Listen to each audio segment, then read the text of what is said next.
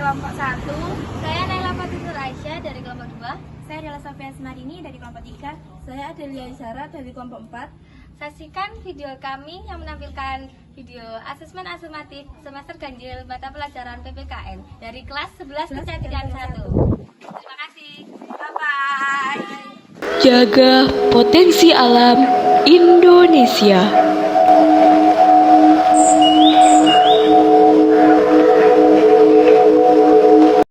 Assalamualaikum warahmatullahi wabarakatuh. Kami dari kelompok 1. Perkenalkan, nama saya Davina. Perkenalkan, nama saya Evil. Perkenalkan, nama saya Sinta. Perkenalkan, nama saya Tina. Perkenalkan, nama saya Inda. Perkenalkan, nama saya Yoga. Perkenalkan, nama saya Rara. Di sini kami menjelaskan materi tentang jaga potensi alam di Indonesia. Salah satunya wisata alam yaitu di Selokan Laut. Berikut materi dari kami. Selamatkan sumber daya ikan Indonesia, danau, geopark, dan taman nasional.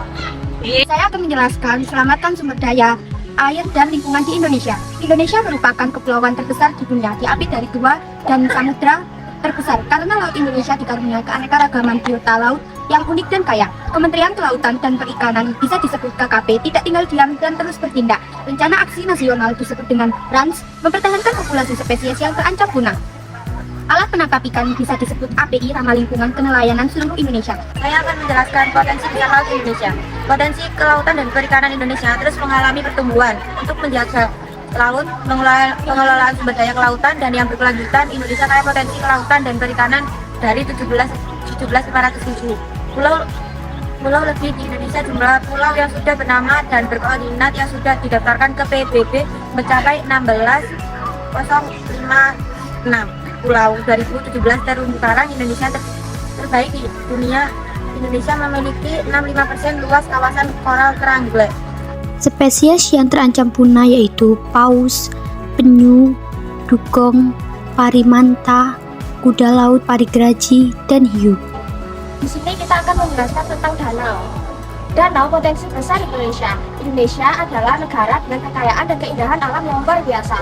Salah satunya adalah danau. Tahukah kamu, Indonesia memiliki 840 danau dengan total luas mencapai 7.103 km persegi. Danau unik, habitat khusus Mahakam. Fauna dilindungi, 4 jenis burung. Endemik Kalimantan. Keunikan alam saat musim kering dijadikan lahan pertanian. Saat musim hujan, air danau melimpah bisa dilewati kapal. Matano, Danau Purba terdalam di Asia Tenggara. Danau Matano di Sulawesi Selatan merupakan danau terdalam di Asia Tenggara dan berada di peringkat 9 danau terdalam di dunia. Fauna khas Purba-Butini dan Oji. Danau Batu Taman Bumi terintegrasi. Danau Batu bersama Gunung Batu masuk dalam jaringan Taman Bumi. Ditetapkan menjadi Batu UNESCO Global Geopark pada 21 September 2015. Pilihan Danau Batu, Kopi Luwak, dan Jeruk Manis Kintamani. Kali ini kita akan menjelaskan tentang beberapa taman nasional yang ada di Indonesia. Salah satunya adalah Taman Nasional Ujung Kulon. Taman Nasional Ujung Kulon didirikan pada tahun 1992, berlokasi di Kecamatan Sumur dan Imanggu, Kabupaten Pandeglang, Provinsi Banten. Taman Nasional ini memiliki luas 1.229 hektar, kawasan darat 7.819 hektar, dan perairan 44.337 hektar. Dan memiliki jenis flora 700 jenis dan memiliki jenis fauna 608 jenis. Dan adapun Taman Nasional Komodo didirikan pada tahun 1986, ditetapkan sebagai World Heritage Site dan Main and Birds World Heritage in UNESCO Kasamatan. Memiliki luas 2.321 km. Penetapan ulang sebagai Suaka Marga Satwa diadakan oleh Menteri Pertanian dan Agraria melalui surat keputusan nomor SK 11/1962 tanggal 11 Mei. Luas lahannya seluas 25 hektar. Taman Nasional Baluran berbatasan dengan Selat Madura di utara, Selat Bali di timur, Desa Wonorejo dan Sungai Bajul Mati di selatan, dan serta Sungai Kolokoran dan Desa Sumberanyar di barat. UNESCO Global Geopark di Indonesia sejak 16 April 2018. Indonesia memiliki 4 dari 140 UNESCO Global Geopark di 38 negara. 1. Gunung Lawu, 2. Ciletuh, 3. Batu, 4. Rinjani Lombok. Geopark nasional di Indonesia: 1. Merangin Jambi, 2. Pulau Belitung Bangka Belitung, 3. Raja Ampat Papua Barat, 4. Bojonegoro Jawa Timur. Geopark Taman Bumi picu pertumbuhan ekonomi. Geopark bukan hanya taman bumi tapi juga dimanfaatkan untuk pengembangan ekonomi wilayah dan pembangunan berkelanjutan. Adapun tujuan pembangunan geopark yaitu: 1. Pembangunan ekonomi lokal, regional, dan nasional. 2. Pembangunan dan perpindahan wilayah. 3. Pembangunan berkelanjutan. Danau Kambang merupakan salah satu sumber air yang ada di Lumajang. Tepatnya berada di Desa Purwosono, Kecamatan Sumbersuko, Kabupaten Lumajang, Jawa Timur. Danau Kambang juga seringkali dijadikan tempat wisata oleh masyarakat.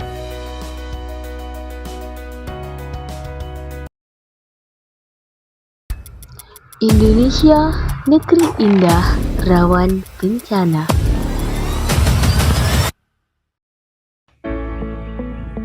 Selain potensi alam yang ada di Indonesia juga sebagian besar mengalami bencana alam. Di seluruh Indonesia tersebar rawan bencana alam menurut BNPB 2021. Kenapa sih wilayah Indonesia banyak sekali bencana alam yang terjadi? Alasannya karena yang pertama, Indonesia berada di cincin api, dan juga Indonesia berada di antara alkide rentan bencana. Yang terakhir, karena Indonesia berada di area khatulistiwa. Berapa bencana yang terjadi seperti banjir? Bagaimana sih cara siaga banjir? 1. Carilah informasi mengenai banjir melalui sosmed. 2. Jika terjadi banjir bandang, segeralah beranjak ke tempat yang lebih tinggi. 3. Waspada arus bawah, dia harus bersiap untuk evakuasi. Matikan semua jaringan listrik, cabut peralatan yang tersambung di listrik, letakkan barang berharga di bagian yang lebih tinggi di dalam rumah. Kita harus meninggalkan rumah. 1. Hindari berjalan di arus air yang deras dan tidak terbentuk. 2. Berjalanlah di pijakan yang tidak bergerak. 3. Tidak boleh mengemudi mobil di wilayah banjir. Bencana lainnya yaitu longsor. Yuk cari tahu gimana siaga bencana longsor. Pertama, kalian harus kenali tanda longsor seperti adanya retakan yang panjang pada tanah di lereng, dengar suara gemuruh dan terasa di tanah. Bagaimana jika longsor terjadi? Segera keluar dan cari tempat yang lapang. Jika mendengar suara sirine peringatan longsor, segeralah evakuasi diri ke tempat yang bukan alur longsor. Hindari jalur yang berpotensi longsor dengan kondisi tanah yang labil. Apabila hujan turun setelah longsor, antisipasi longsor susulan.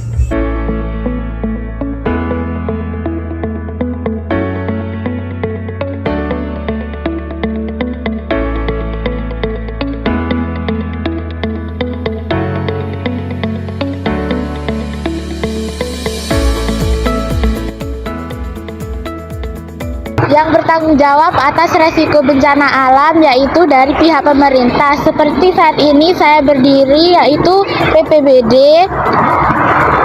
pihak masyarakat, pelaku usaha, akademisi, dan media massa.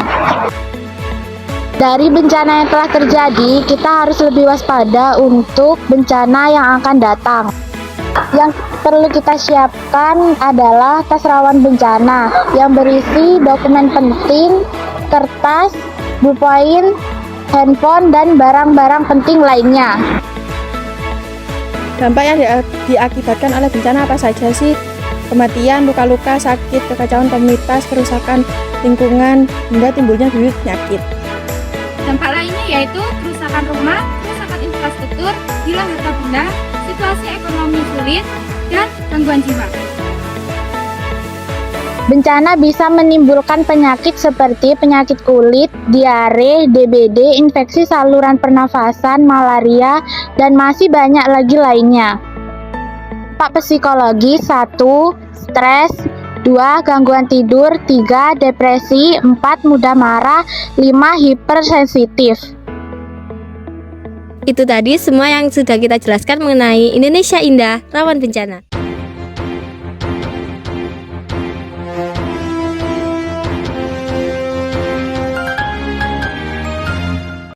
A few moments later. Assalamualaikum warahmatullahi wabarakatuh. Perkenalkan, kami dari kelompok 3.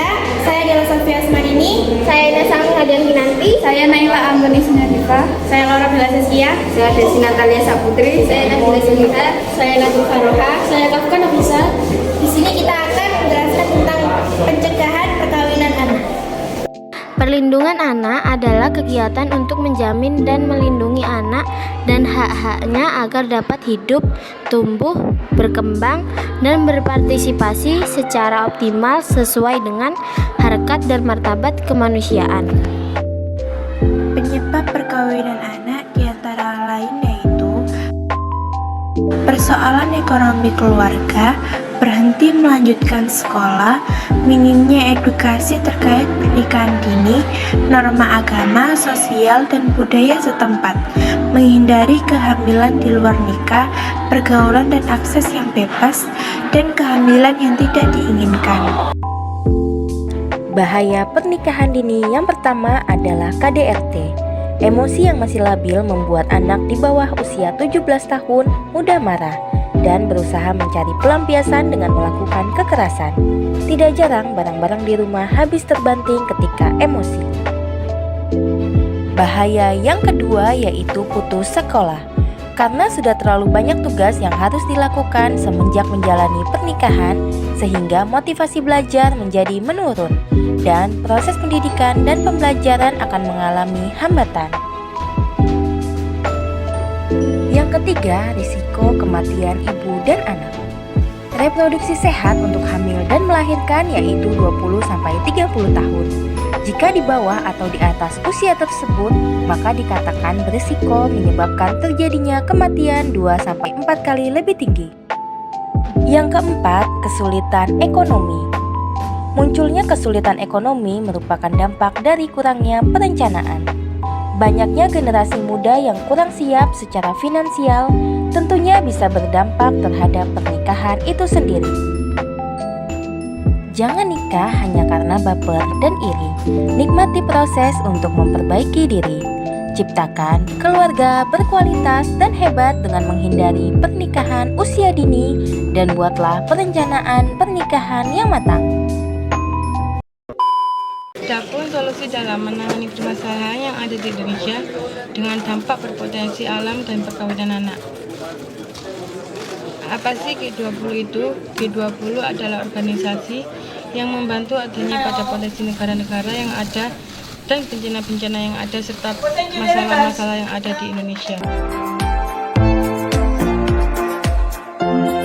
Setelah itu juga ada negara-negara yang juga membantu seperti negara Amerika Serikat, Kanada, Meksiko, Argentina, Brazil, Inggris, Jerman, Italia, Prancis, Rusia, Afrika Selatan, Arab Saudi, Turki, Tiongkok, Jepang, Korea Selatan, India, Australia, dan Uni Eropa.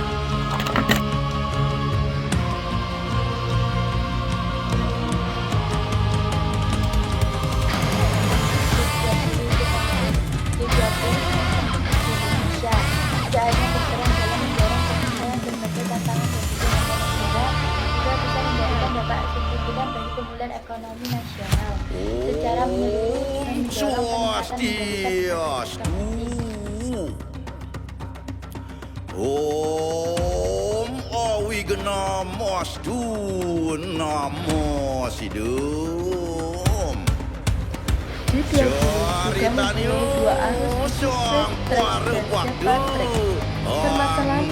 Indonesia akan menerima keketuaan presidensi G20 dari Italia. Kegiatan G20 di bawah kepemimpinan Indonesia sudah akan dimulai bulan Desember ini. Ini merupakan sebuah kehormatan bagi kita, bagi Indonesia, dan sekaligus tanggung jawab yang besar yang harus kita jalankan dengan baik.